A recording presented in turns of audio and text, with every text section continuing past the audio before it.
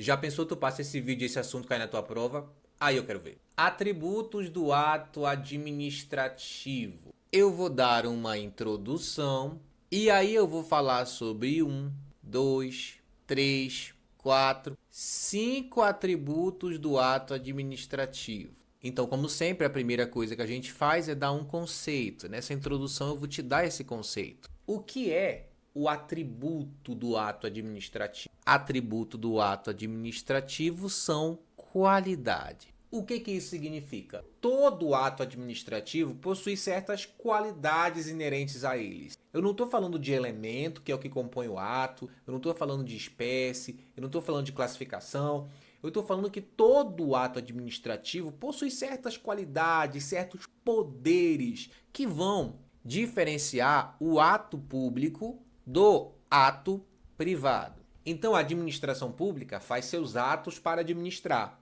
E nós também, como particulares, como empresa, como pessoa, fazemos nossos atos. Só que os atos da administração pública, eles têm certa superioridade quando comparado aos atos dos particulares. Eles precisam que seja assim para garantir o interesse coletivo. E é disso que eu vou falar agora. Qual é a qualidade do ato administrativo? Quais são as qualidades que o fazem ser um ato administrativo, um ato público? E aí eu vou falar de vários pontos. Alguns são falados só por alguns doutrinadores, outros por outros. Então eu resolvi trazer tudo aqui num bolo só. Aí se cai a doutrina de um ou a doutrina de outro, você já vai saber. Primeiro atributo, presunção de legalidade. O que significa isso? Presunção de legalidade é que o ato, quando ele nasce, presume-se que aquele ato ele é legal. É tipo assim, tu recebeu uma multa, presume-se que essa multa é verdadeira. Tu recebeu a tua licença para te atuar, presume-se que essa licença é verdadeira. Tu recebeu uma autorização, o Estado está tentando desapropriar a tua terra. Presume-se que todos os atos são verdadeiros. Então começa por aí. Presunção de legalidade, o ato nasce legítimo e verdadeiro. O ato nasceu, isso aqui é verdade. Mas e se não for? Se não for, aquele que está sendo afetado pelo ato tem que provar que não é. Mas, da primeira vista, o ato, ele nasce com essa aparência de validade. Só que aí você tem algo chamado presunção relativa. O que é a presunção relativa? Que também você pode ver um termo chamado iuris tanto. Basicamente é o seguinte, essa presunção de legalidade não é absoluta. Quer dizer, não é legal e pronto. Não, ela é relativa. Ou seja, alguém pode questionar. Será que esse ato é válido? Será que essa multa que eu levei foi verdadeira? Levei uma multa porque eu estava a 400 km por hora no meu Fiat Uno com uma escada. Será que isso é verdade? No caso do Fiat Uno pode até ser. Mas eu posso questionar. O que significa que admite prova em contrário. Mas quem é que tem que provar? Quem é que tem o ônus da prova? Quem deve provar que o ato é inválido é quem alega a ilegalidade. Levei uma multa, acho que está errado, acho que a multa foi ilegal. Eu que tenho que provar, e não a administração pública. Então cabe a mim o ônus da prova. E como ele nasce legítimo e verdadeiro, ele nasce com essa presunção de legalidade, então ele produz efeito desde o nascimento. O ato nasceu, ele já nasce produzindo efeitos. E aí eu volto e te dou o exemplo da multa ou de uma desapropriação, ou por exemplo, digamos que você está fazendo uma obra na sua casa, você precisava de autorização da prefeitura, passou um fiscal da prefeitura, você não estava com a autorização na mão, e você fala, olha, mas eu tenho autorização, mas cadê a sua autorização? Não está aqui. Aí ele vai lá e te dá uma multa, só que você tem a prova, você vai lá e prova que você estava legal. Ou seja, o ato que que o fiscal fez de te multar, esse ato, ele já nasceu legal, mas você tem o ônus da prova para provar o contrário. Segundo atributo, imperatividade. O que é a imperatividade? O ato, ele nasce com a qualidade de impor obrigação. O que eu quero te dizer com isso? Eu quero te dizer que a vontade do administrado é irrelevante. Exemplo, Aí eu volto pro exemplo da multa, que o exemplo da multa é bem bacana de entender. Você levou uma multa, não te perguntaram se você queria levar aquela multa, porque a tua vontade não importa, a tua vontade é irrelevante. Se tu praticou um ato que levou, né, praticou uma conduta que levou uma multa, a administração pública ela vai unilateralmente te dar essa multa. Ela não precisa da tua permissão para te multar. Então a imperatividade ela impõe essa obrigação. A multa, por exemplo, impõe a obrigação de pagar. Você é obrigado a pagar. Ah, você tem um restaurante, só que lá tem mais rato do que gente. A administração pública ela pode vir e te obrigar a sair de lá. Pode te interditar.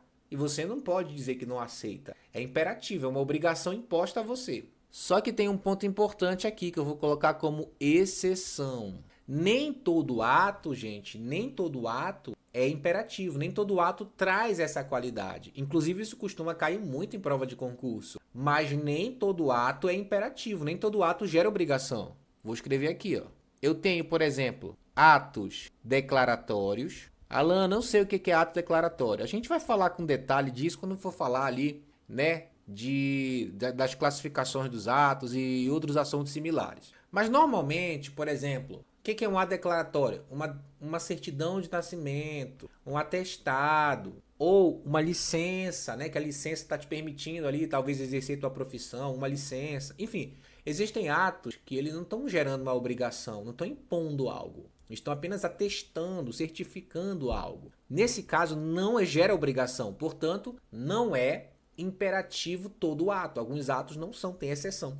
Terceiro atributo, autoexecutoriedade. Autoexecutoriedade. Alguns, dependendo do autor que você tá estudando, dependendo da doutrina, vai se chamar autoexecutoriedade ou apenas executoriedade. O que significa? Significa que o ato ele é executado diretamente. Como assim? O ato ele não precisa ser executado com a ajuda do Poder Judiciário, ou seja, sem acionar a Justiça. Então, se a administração pública quer interditar um estabelecimento, ela não precisa pedir para a Justiça autorização para isso. Ela simplesmente vai lá e auto-executa aqui. Se a administração pública quer desapropriar uma propriedade, ela simplesmente vai lá e desapropria. É claro que tem exceções. Por exemplo, se ela quer desapropriar e o dono da propriedade não concorda. Aí ela precisa recorrer à justiça. Mas normalmente a auto-executoriedade é justamente isso. A administração pública vai lá e simplesmente faz sem perguntar nada para ninguém. Ou seja, é uma ação direta, porque está baseado na supremacia do interesse público. Ah, vou demolir esse muro que está irregular na calçada. Pode demolir. Vou apreender mercadoria contrabandeada. Pode apreender. Vou interditar estabelecimento por risco sanitário. Pode interditar. Eu vou remover uma propaganda irregular aqui da rua. Pode remover. Eu vou conduzir o veículo para rebocar lá para o pátio do Detran. Pode fazer. Não tem necessidade de recorrer à justiça. Agora, existe, vou colocar aqui, existe a exceção, que é cobrar dívida e desapropriar com discordância. Como eu falei, a administração pública quer desapropriar uma fazenda, mas o dono da fazenda discorda, não quer isso. Não pode fazer. Vai ter que recorrer à justiça.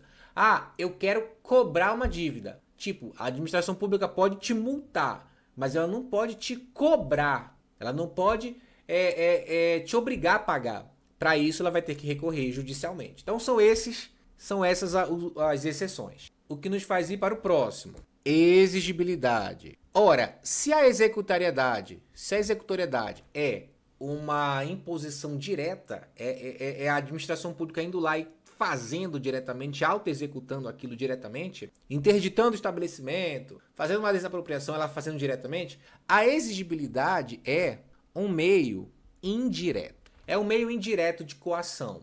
Ele quer compelir o cumprimento daquele ato, só que não pode fazer uma ação direta. Ele precisa recorrer a uma espécie de ameaça. Exemplo, tu tá fazendo uma obra errada, passa lá o cara e fala assim, ó, se tu não resolver isso aqui, eu vou te multar. Ela não tá te obrigando a resolver e não está ali tirando a a sua capacidade de fazer, mas ela está indiretamente te coagindo a fazer o que ela quer, através da multa. Então a exigibilidade ela é uma pressão indireta, enquanto a executoriedade ou autoexecutoriedade é uma pressão direta.